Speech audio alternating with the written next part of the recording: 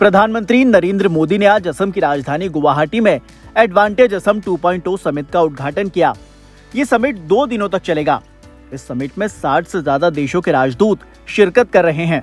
उन्होंने समिट में कहा, आज पूर्वी भारत और नॉर्थ ईस्ट की धरती एक नए भविष्य की शुरुआत करने जा रही है। एडवांटेज असम राज्य के सामर्थ्य और प्रगति से पूरी दुनिया को जोड़ने का एक बहुत बड़ा अभियान है। इतिहास गवाह है कि पहले भी पूर्वी भारत देश की समृद्धि में बहुत बड़ी भूमिका निभाता था। उन्होंने कहा कि आज जब भारत विकास की ओर बढ़ रहा है तो एक बार फिर पूर्वी भारत सबसे आगे है। हमारा नॉर्थ ईस्ट अपना सामर्थ्य दिखाने जा रहा है। मैं एडवांटेज असम को इसी भावना का प्रतिनिधित्व मानता हूँ। मैं इस भव्य आयोजन के लिए असम सरकार और हिमंत जी की पूरी टीम को बधाई देता हूँ।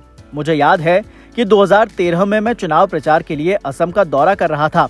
एक मीटिंग में मेरे मन में एक वाक्य आया और मैंने कहा कि वो दिन दूर नहीं जब मैं वर्णमाला पढ़ रहा हूँ तो बोलो ए फॉर असम। प्रधानमंत्री ने नॉर्थ ईस्ट की महत्वता पर जोर देते हुए कहा कि पूर्वी भारत और पूर्वोत्तर की भूमि आज एक नए भविष्य की शुरुआत करने जा रही है।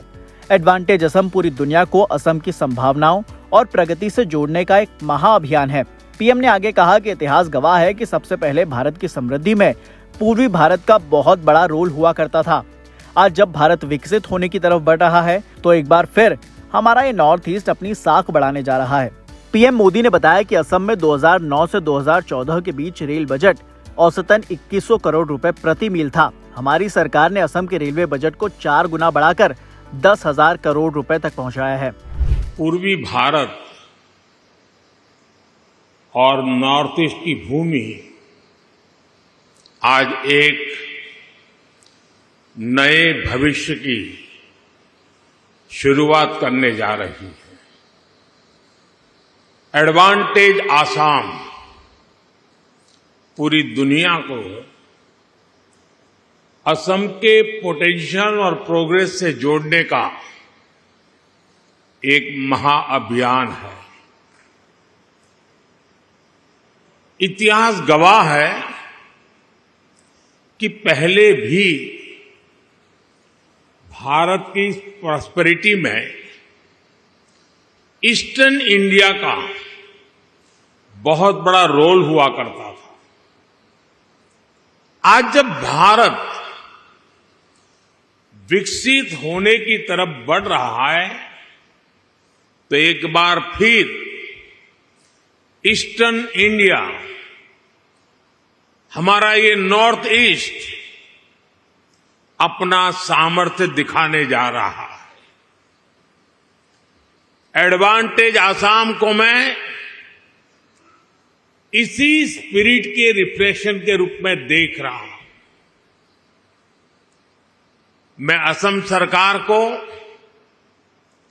हेमंता जी की पूरी टीम को इस भव्य आयोजन के लिए बहुत बहुत बधाई देता हूं।